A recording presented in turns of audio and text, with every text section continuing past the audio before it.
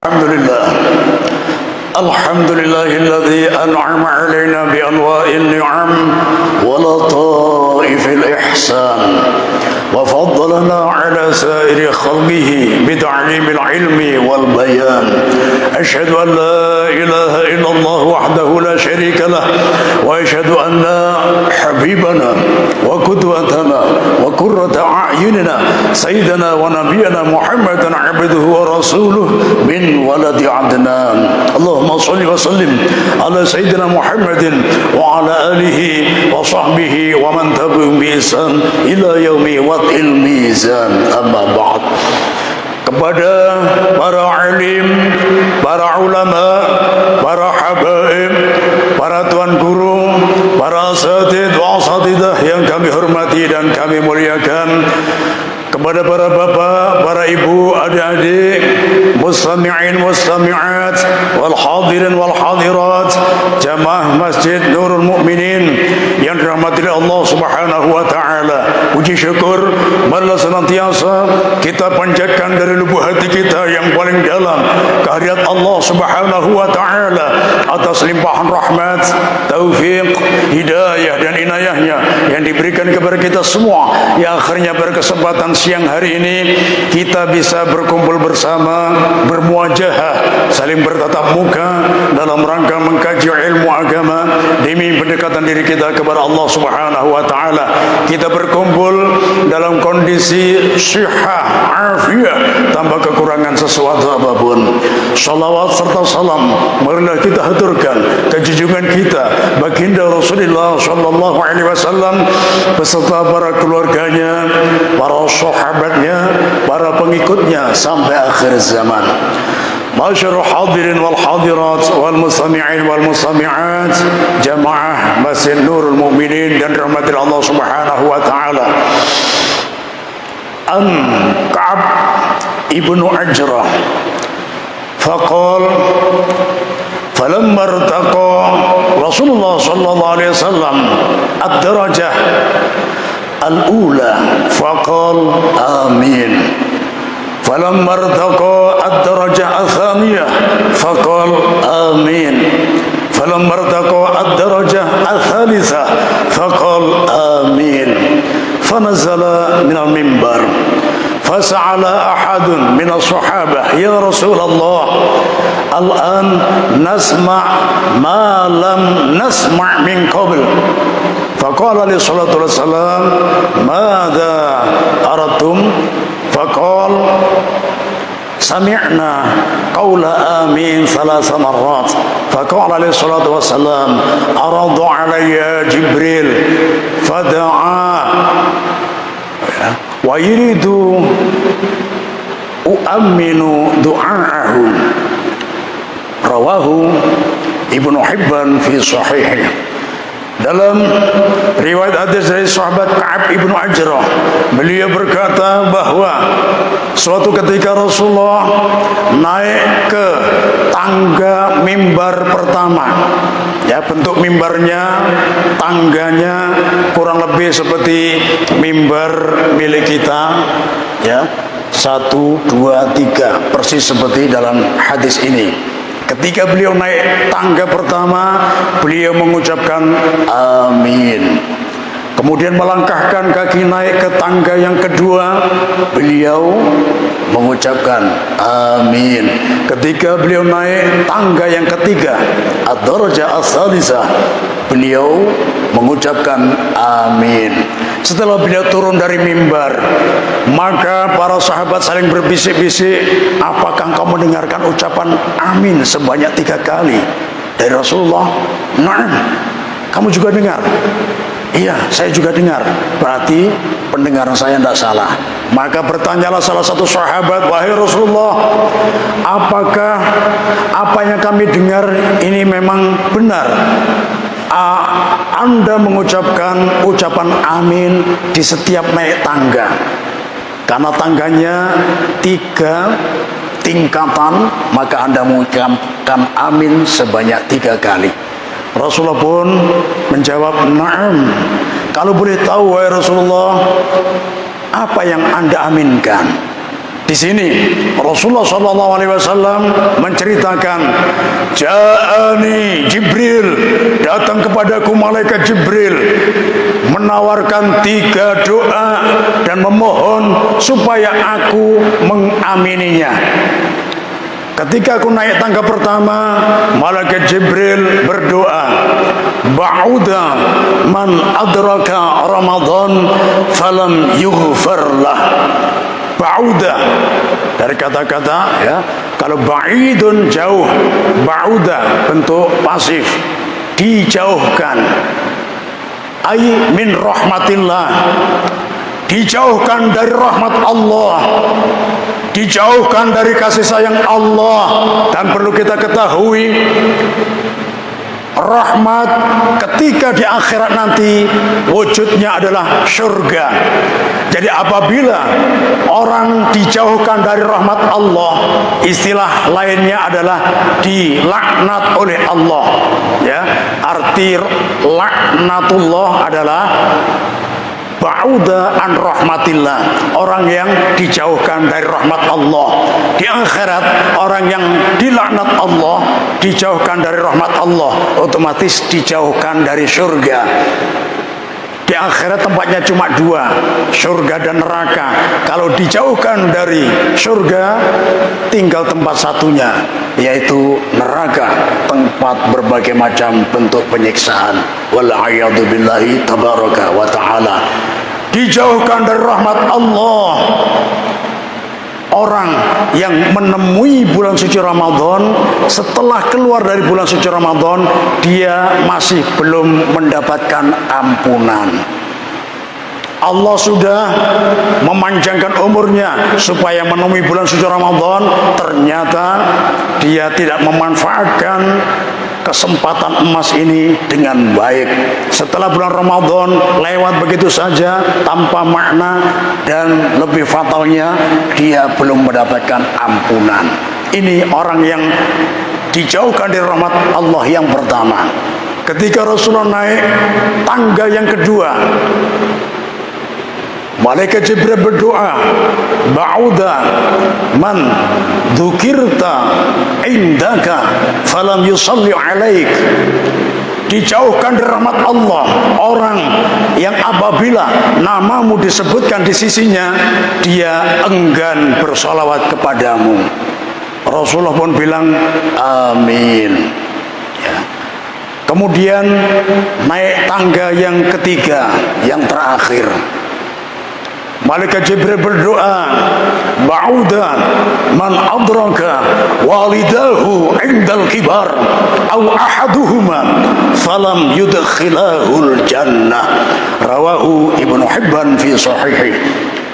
Dijauhkan dari rahmat Allah orang yang menemui kedua orang tuanya ketika lanjut usia, dia menemui orang tuanya masih hidup, kedua-duanya, au ahaduhuma, atau salah satunya, tinggal abah saja atau tinggal mama saja, falam yudkhilahul jannah. Dua orang tua tadi atau salah satunya tidak dipakai untuk jalan pintas menggapai surga Allah. Ini orang yang rugi dan dijauhkan dari rahmat Allah Subhanahu wa ta'ala. Jadi kembali yang pertama, siapa saja orang yang dijauhkan dari rahmat Allah dalam bulan Ramadan, Allah sudah memberikan fasilitas yang berupa umurnya dipanjangkan, menemui bulan suci Ramadan, tapi dia merusak kehormatan bulan suci Ramadan. Bulan Ramadan di siang hari diwajibkan puasa, tapi mohon maaf ya, ada beberapa orang yang di tengah pasar kelihatan betisnya saja, ya. Anak-anak kecil yang lapor, Pak Ustadz, sana ada kegiatan betis saja. Saya teliti sendalnya nomornya 40, 41, 42. Ini tentunya bukan anak kecil, ya. Umurnya ya pasti di atas balik, ya, di atas 20 bahkan, ya, luar biasa. Nah, di siang Ramadan dia ternyata dengan menikmati soto panas di siang hari, ya, rawon panas di siang hari, dan ikan bakar dan lain sebagainya, tidak menghormati kehormatan bulan suci Ramadan. Ini adalah salah satunya. Jangan sampai membatalkan puasa hanya gara-gara perkara yang remeh. Makanya perlu kita hadirkan, ya, perang terbesar dalam Islam, Ghazwatul Badril Kubra, perang Badar, terjadi pada bulan Ramadan, tahun kedua dari hijrah. Tahun pertama diwajibkan puasa Ramadan, ya, luar biasa. Dalam artian ketika siang Ramadan mereka mempersiapkan fisik untuk berperang, tidak hanya menyiapkan imunisasi badan, imunisasi tubuhnya, kekuatan fisiknya, tapi juga menyiapkan mental karena nyawa taruhannya. Luar biasa. Begitu juga Fathu Makkah juga di bulan Ramadan. Jadi banyak, ya, perjuangan Islam ketika bulan Ramadan, dan karena terjadinya di bulan Ramadan maka pertolongan Allah sangat nyata, luar biasa. Kemenangan dimenangkan oleh kaum muslimin. Paling tidak mengingatkan kepada kita seberapa berat pekerjaan kita. Mohon maaf, sekalipun yang masuk kategori pekerja kasar, kerja di bank, ya, bangunan maksudnya, ya. Nah, ini kan keras. Nah, kalau yang di bank, di perkantoran mau pakai AC ya sudah nyaman, ya. Dan kantor-kantor yang lain full AC, tidak berat. Nah, ini malah tidak ada alasan untuk batal, ya. Yang kerja keras pun tidak ada alasan untuk membatalkan puasa, ya. Para sahabat, ya, luar biasa, ya. Jadi kita ingat, intinya kerja keras kita saat ini tidak ada seujung kuku pun dibandingkan dengan kerja kerasnya para sahabat di masa dahulu. Makanya perlu kita ingat ini supaya kita tidak mudah membatalkan puasa kita, karena khawatir kita termasuk orang yang dijauhkan dari rahmat Allah, ya. Malam-malam harinya, ya, yang lain sholat taraweh, sholat witir, nah, ini ternyata dia termasuk yang mendukung kemajuan dalam masjid, dalam hal soft, ya. Softnya mengalami kemajuan sangat pesat. Kemarin 13 baris, ya, sampai separuh Ramadan langsung maju pesat, tinggal 2 baris. Nah, ini, ya. Nah, kenapa? Ganti pindah ke mall. Nah, ini, ya. Nah, bukan larang ke mall, ya. Nah, boleh juga. Yang penting nanti tarawehnya jangan diliburkan. Tarawehnya di sepertiga malam, seperti sahabat Umar bin Khattab radhiyallahu ta'ala. Beliau ketika awal malam keliling, barangkali ada kaum muslimin yang memerlukan bantuan beliau, beliau membantu secara langsung. Beliau mengamati para sahabat yang sholat taraweh di awal malam, ya, dipimpin oleh sahabat Ka'ab, luar biasa rapi. Nah, beliau acungkan jempol, beliau apresiasi, ya. Makanya beliau bersabda, ni'matil bid'ah hadhihi, paling baik-baiknya bid'ah adalah sholat tarawih ini. Kenapa diistilahkan bid'ah? Karena di zaman Rasulullah belum dilakukan tarawih secara berjamaah. Tarawih di zaman Rasulullah kadang masing-masing, kadang setiap kelompok cuma 5 orang, imamnya 1, walhasil kurang rapi. Tapi ketika dipimpin oleh Amirul Mukminin Khalifah Umar bin Khattab radhiyallahu anhu ta'ala, beliau punya inisiatif. Kelihatannya kok tidak enak dipandang. Bagaimana kalau, ya, yang tarawih masing-masing ini dikumpulkan berjamaah, ya, imamnya cuma 1, ya, dalam masjid, satu masjid imamnya 1 saja, tidak seperti sekarang ini, ya, sekelompok. Nah, ya, apalagi sama Rasulullah, Rasulullah tidak 1 bulan penuh di masjid, kadang beliau di masjid. Para sahabat ingin jadi makmum, besoknya rame. Hari ketiga semuanya menunggu Rasulullah taraweh di rumah. Kenapa? Alasan beliau syafaqatan lil muslimin, karena kasih sayang kepada kaum muslimin. Khawatir kalau beliau keluar sholat taraweh berjamaah, khawatir diwajibkan. Kalau hukumnya wajib mungkin agak memberatkan umat, apalagi umat akhir zaman. Makanya dihukumi sunnah, ya. Ini kasihan Rasulullah. Makanya di masa sahabat Umar ketika ya dirapikan, makanya beliau memuji nikmatil bid'ah hadhihi, paling baik-baiknya bid'ah, sesuatu yang belum pernah dilakukan di zaman Rasulullah adalah ini, salat taraweh, ya. Kemudian perkataan beliau selanjutnya yang perlu kita pahami, walladzina yanamu anha khairun minalladzina yaqumun. Orang yang sekarang tidur lebih baik daripada orang yang sekarang sholat taraweh berjamaah. Oh, bayangkan, ini kalau tidak paham, salah paham, repot ini ya. Mulai malam ini jamaah Masjid Nurul Mukminin guringan sabarataan. Ya. Kenapa? Karena ucapan sahabat Umar ya ketika menyaksikan para sahabat sholat tarawih berjamaah, perkataan beliau terakhir, ya, orang yang sekarang tidur lebih baik daripada orang yang sekarang sholat jamaah. Apa maksudnya?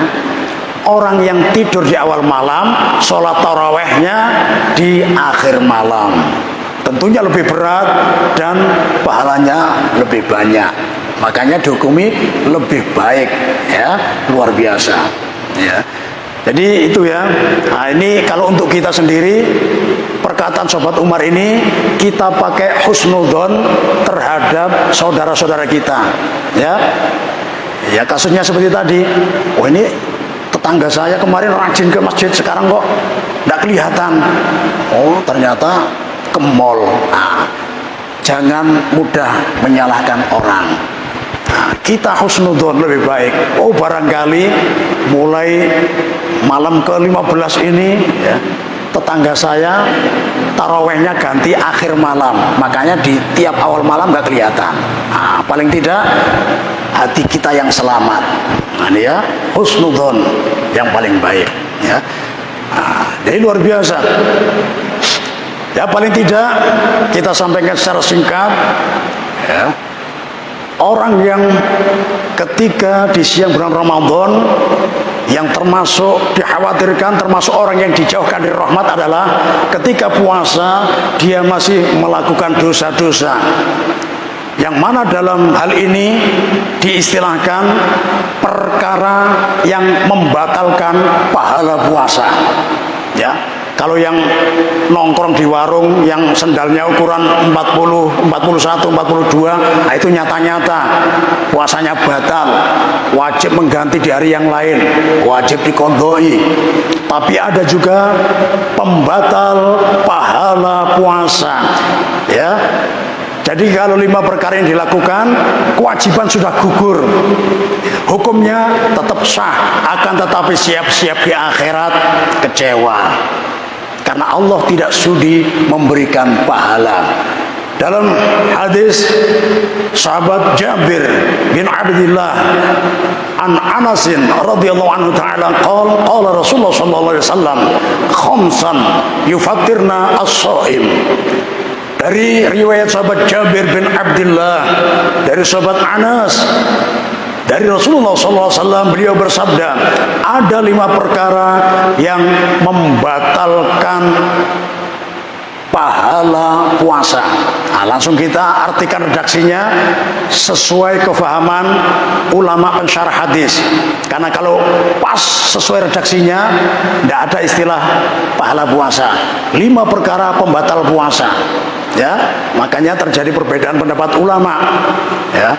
Menurut Imam Ahmad, Imam Auza'i, dan termasuk Ibunda Aisyah, beliau bertiga berpendapat 5 perkara ini pembatal puasa. Apa saja? Al-kidhbu, berbohong, al-ghibatu, menggunjing, mengumpat, keempat, mengerasani, menggosip.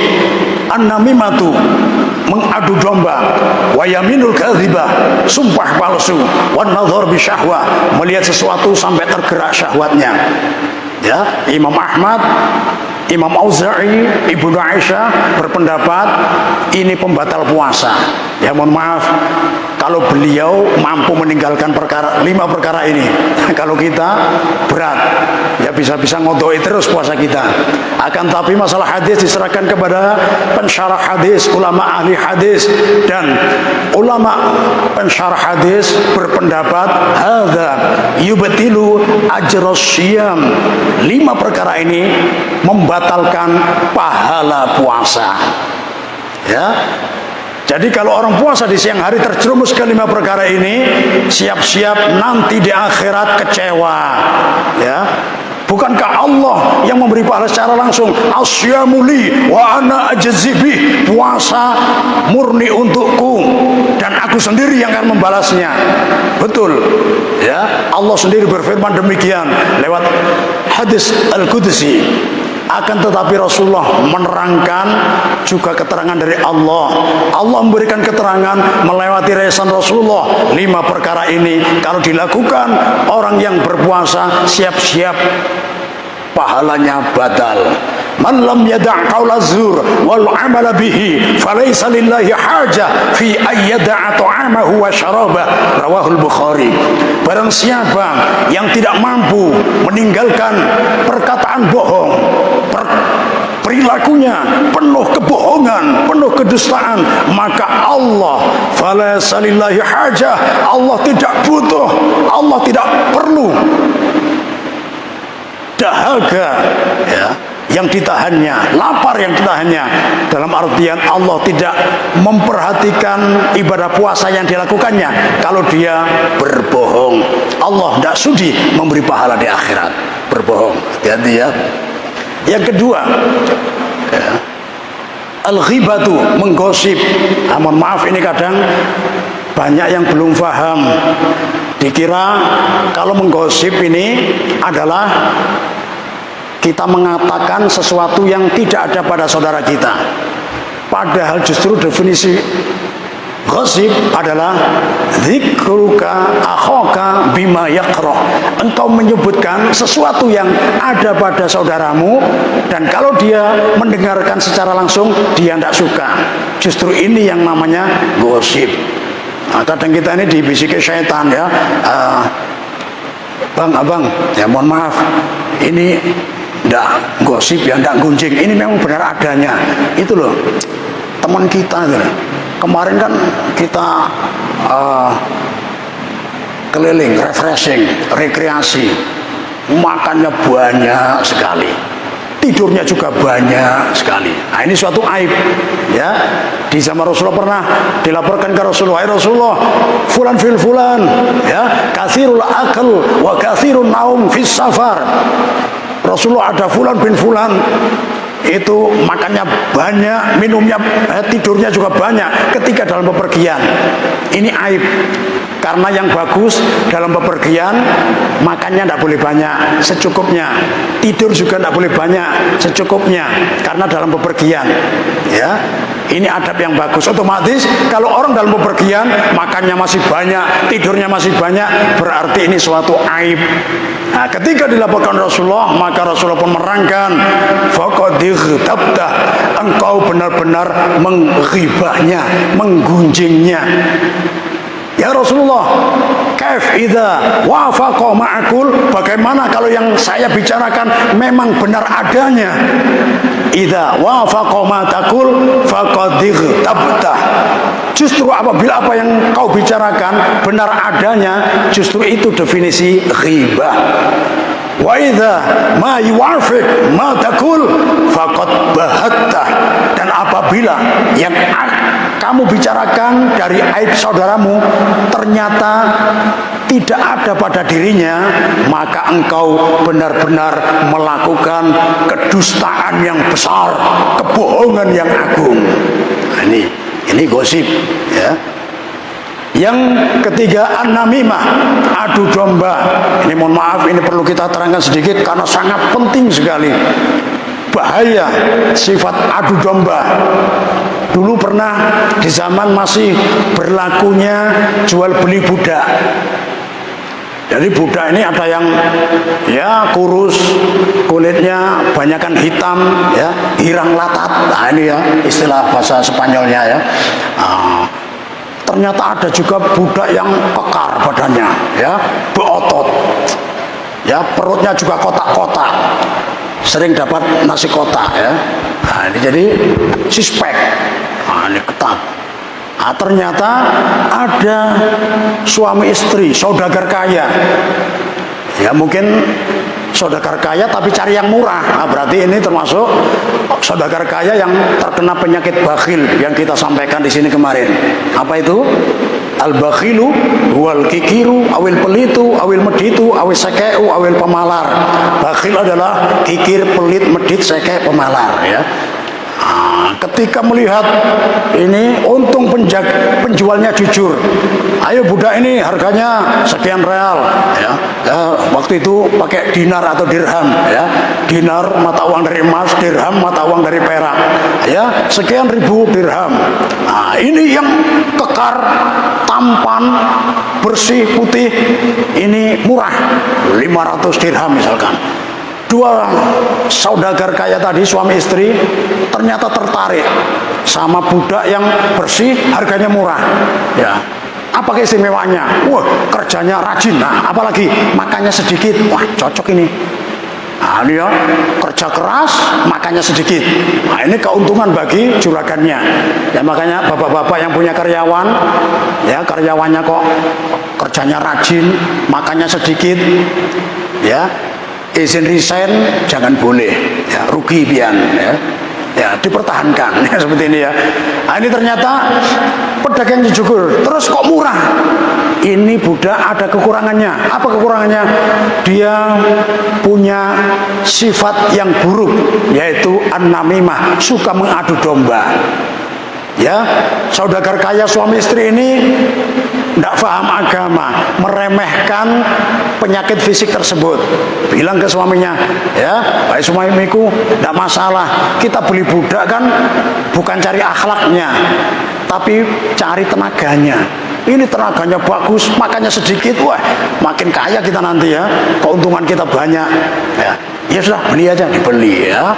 Ternyata sang juragan laki-laki berangkat seperti biasanya ya.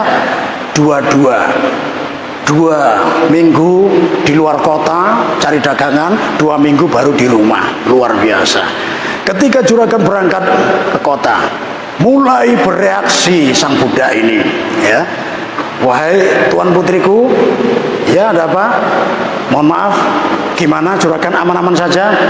Iya aman, tenang. Wah, jadi tuan putri tidak ada rasa curiga? Enggak, kenapa? Wow, tuan putri ini harus ya harus ada curiga. Kenapa? Suami di luar kota 2 minggu kok aman-aman saja, apalagi banyak duitnya ya. Siapa tahu ya di sana ternyata tergoda kuntilanak sama sundel bolong modern yang istilahnya will, wanita idaman lain. Nah ini ya mulai tergerak sang putri. Wah, jangan-jangan betul apa katamu ya, kok aman-aman saja ya.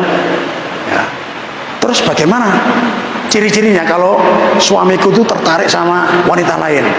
Nah, untuk memastikan begini, saya ini masih bisa ilmu jampi-jampi sekalipun sedikit. Ya silahkan ya. Gini aja, tuan putri nanti pokoknya berusaha ngambil rambut dari juragan dikit saja, untuk syarat aja, nanti saya jampi-jampi supaya tidak tertarik sama wanita lain. Oke, kapan ngambilnya?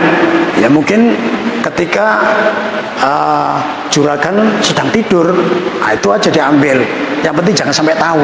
Oke, beres ya. Mulai ada curiga sedikit gara-gara hasutan budak tadi. Ternyata sudah 2 minggu diingatkan budaknya, budak, juragan sudah perjalanan pulang, sudah dekat, kamu jemput di terminal. Nah ini ya, terminal waktu itu ya, kalau istilah sekarang ya di bandara. bantu bawa barangnya. Dengan semangat. Semangatnya itu bukan karena sebagai budak yang baik, semangat ingin menghasut juragan laki-laki. Tuan putrinya sudah berhasil dihasut, ya. Sampai bertemu juragan, juragan, sehat benar pian ya. Ini luar biasa ini ya. Imung benar pian ya. Langsung ditanya, juragan gimana usahanya? Ya aman. Nah, gimana? Ya pokoknya aman ya, nggak usah banyak tanya kamu. Nah, gimana Tuan Putri? Itu juragan. Nah, saya tadi mau lapor cuma tidak enak nunggu sampean tanya. Berhubung sampean tanya, saya harus terus terang. Akhir-akhir ini Tuan Putri sering keluar ya. Sempat saya intai, ternyata gabung sama tante-tante girang itu ya. Ngapain? Bikin arisan. Oh enggak apa-apa. Arisan Tupperware kan? Lain. Arisan renjeng lain juga. Arisan fulus. Banyak. Saking banyaknya makanya yang dapat bonus. Bonusnya keren juragan. Apa itu? Berondong. Astagfirullah ya. Nah kemarin sepertinya Tuan Putri yang dapat arisan. Jadi beliau yang dapat berondongnya. Nah ini masalahnya, sepertinya Tuan Putri ini cocok sama berondong tersebut. Saya khawatir saja Tuan, kalau Tuan Putri cocok sama berondong, pasti dia mulai ada keinginan untuk menguasai harta sampean. Bagaimana caranya menguasai hartaku? Semua sertifikat atas namaku. Gampang Tuan. Yang penting pian meninggal kan jadi hak miliknya istri. Aku masih sehat ya, supaya meninggal ya bisa dibunuh, diracun kayak atau sama benda tajam. Wah, hitam ini ngeramput. Nah ini ya bahasa Spanyolnya ya. Kamu ini ada-ada saja ya. Saya cuma menyampaikan ini karena saya perhatian sama juragan. Nanti aja dibuktikan kalau Tuan Putri mendekati juragan di saat istirahat dengan benda tajam, itu tanda-tandanya sampean mau dibunuh sama istri sampean. Wah ini ya, jangan-jangan betul ya. Udah, ini aja sudah. Sekali datang, assalamualaikum, waalaikumsalam. Gimana kabarnya Bah? Alhamdulillah beres semua. Cuma badan kauyuhan, ya, kalapahan, lamahan intuhut. Terus gimana? Aku langsung istirahat aja ya. Ya sudah, istirahat. Ini istrinya langsung punya mindset yang negatif tadi. Oh, jangan-jangan betul kata budakku tadi, capek bermain sama kuntilanak sama sundel bolong modern tadi ya, sama Will, wanita idaman lain. Makanya sampai-sampai sudah ya lututnya sudah keropos. Kamu hanya istirahat ya sudah, awas nanti ya. Ternyata untuk memastikan prasangkaku ini, bagusnya aku ikuti saran budakku tadi. Apa? Aku ambil rambutnya sedikit. Biasanya kalau kita cari gunting, pas dicari nggak ketemu. Ada gunting kecil yang biasanya untuk gunting ya bulu hidung, ya gunting kain kecil, dicari nggak ketemu. Keluar pokoknya ini mumpung suamiku istirahat ini. Ternyata di luar ada gunting bunga. Wah, karena harga bunga sekarang melangit, guntingnya juga mahal tajam. Guntingnya ini diambil. Ini aja seadanya, yang penting bisa untuk gunting. Ternyata suaminya tidur ayam, melihat ada kaca di almarinya ya. Akhirnya bisa melirik, kelihatan istrinya di belakang. Dilihat, istriku di belakang. Dilihat loh, kok mengkilap. Ternyata istrinya bawa gunting besar. Wah, betul apa kata budakku tadi ya. Jadi bukan motong rambut ini, guntingnya besar, leherku yang mau dipotong. Langsung emosi ditahan, sekali dekat sudah nempel leher, dingin, langsung direbut dengan kasar, tanpa klarifikasi karena emosi ya. Langsung ditancapkan di perut istrinya berkali-kali, sampai istrinya meninggal dunia. Tidak ada kesempatan klarifikasi sama sekali. Meninggallah sang istri. Sang budak pengadu domba tadi kurang ajar, lari ke kobilahnya Tuan Putri tadi.